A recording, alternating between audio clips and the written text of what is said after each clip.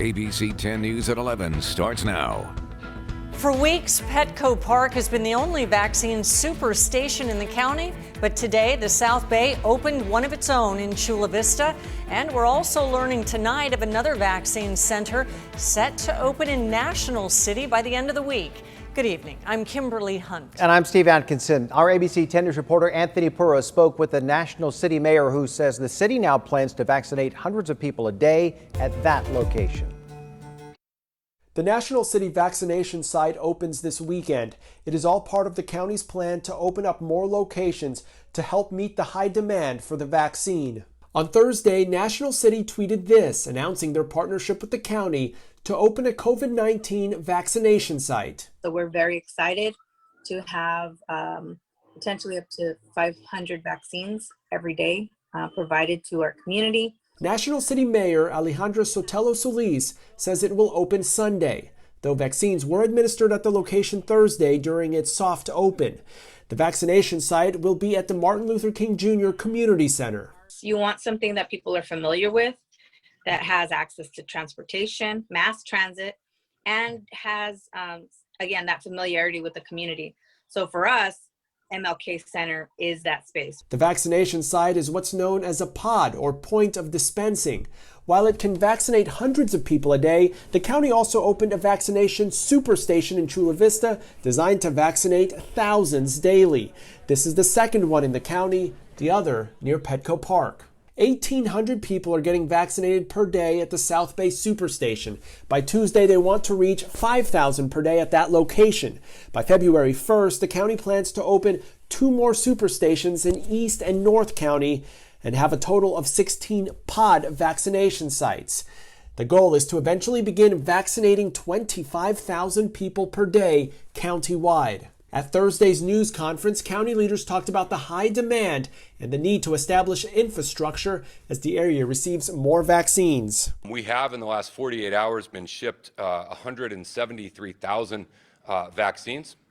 Again, a small portion of those are for the county government to use at our pods and superstations, and the rest are distributed throughout the system for individuals doing it. The county is emphasizing that people need an appointment to get vaccinated. Anthony Pura, ABC 10 News. And new at 11 o'clock, the Rancho Santa Fe Fire Protection District is mourning the loss of one of their own.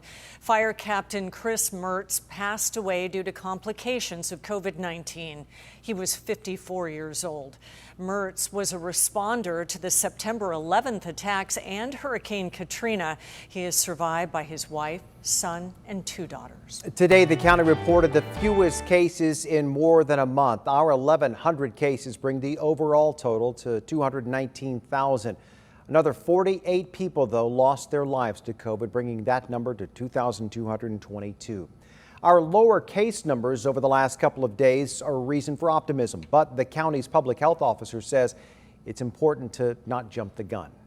We only have 2 days of the lowest numbers, but we need a longer trend, so we will cautiously watch those numbers and continue to vaccinate. Wooten goes on to say she wishes that more people would follow the public health orders involving mask wearing and social distancing. San Diego is making more than $42 million available to people having trouble paying their rent. Today, Mayor Todd Gloria said the federal assistance money will be distributed through the San Diego Housing Commission. Details on who is eligible and how you can apply are still to come. Gloria is also proposing extending eviction protections for renters and businesses, and that will require action by the San Diego City Council. More executive actions were taken by President Biden today on his first full day in office, most focused on the pandemic. ABC's Alex Perche reveals why the president says things will get worse before they get better. President Joe Biden, spending his first full day in office, focused on tackling the health and economic challenges caused by the coronavirus pandemic. Our national strategy is comprehensive. It's based on science, not politics.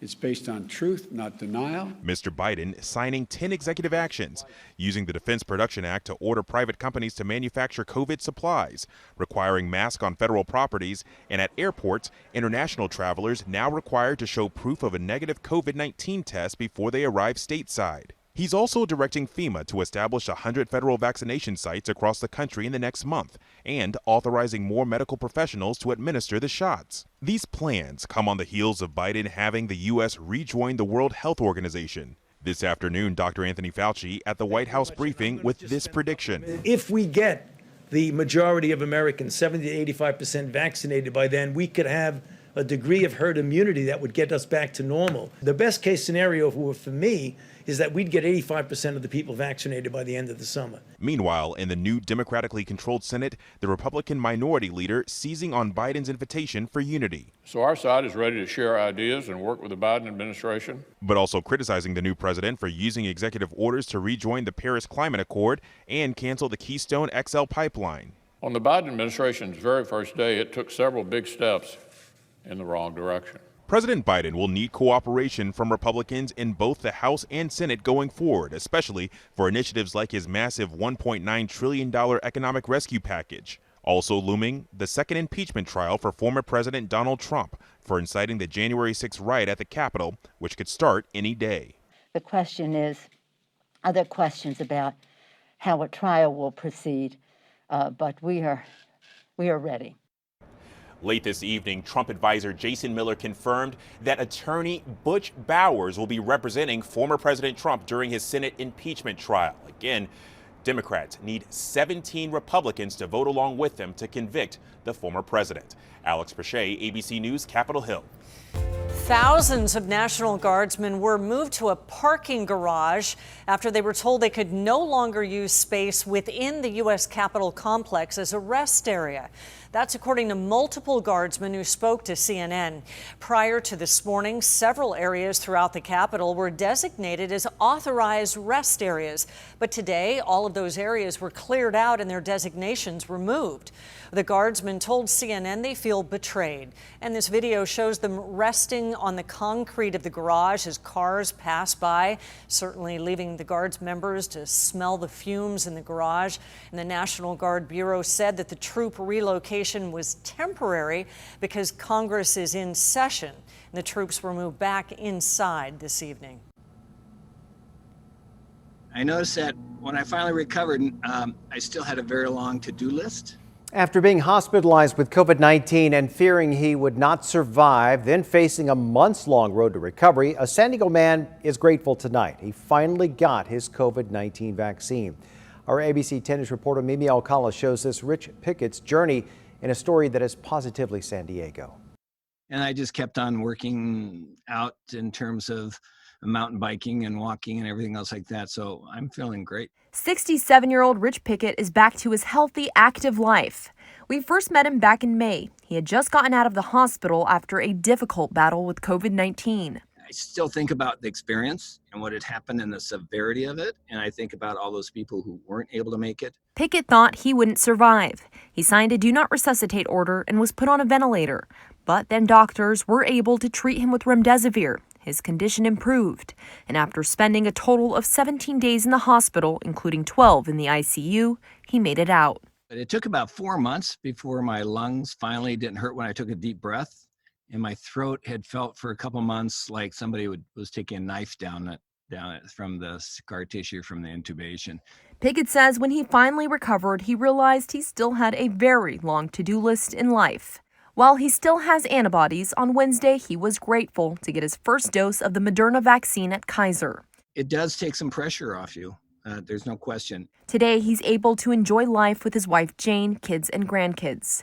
He's also back to doing the work he's passionate about, volunteering for Angel Flight West, a nonprofit that pairs patients who need medical care with pilots like Pickett who fly them to their treatments at no cost. We have around 1,600 pilots and a huge number of Earth Angels that help transport patients around the West. He credits the healthcare and frontline workers for saving his life, allowing him to do what he loves. And I keep in touch with my doctors. They like to track me to see how I'm doing, and it's great to keep in touch with them. Pickett hopes people will continue to mask up and get vaccinated when possible. And I hope other people can get it as fast as possible. Mimi Alcala, ABC 10 News. A Chula Vista family is turning to the power of prayer to help them find a missing mother of 3. Give us your energy to help us find her. Maya Miliete also goes by May, went missing exactly 2 weeks ago on January 7th. Her family is now asking the community to join them in a prayer chain at 5:01 every evening until she is found. The time represents her birthday, May 1st. Say a little prayer for her so she can return to us and to her 3 children. Maya's car is still at home. There's been no activity on her bank statements. Her cell phone also goes straight to voicemail. We spoke to Maya's husband today. He said that he spent hours working with the Chula Vista police to find his wife.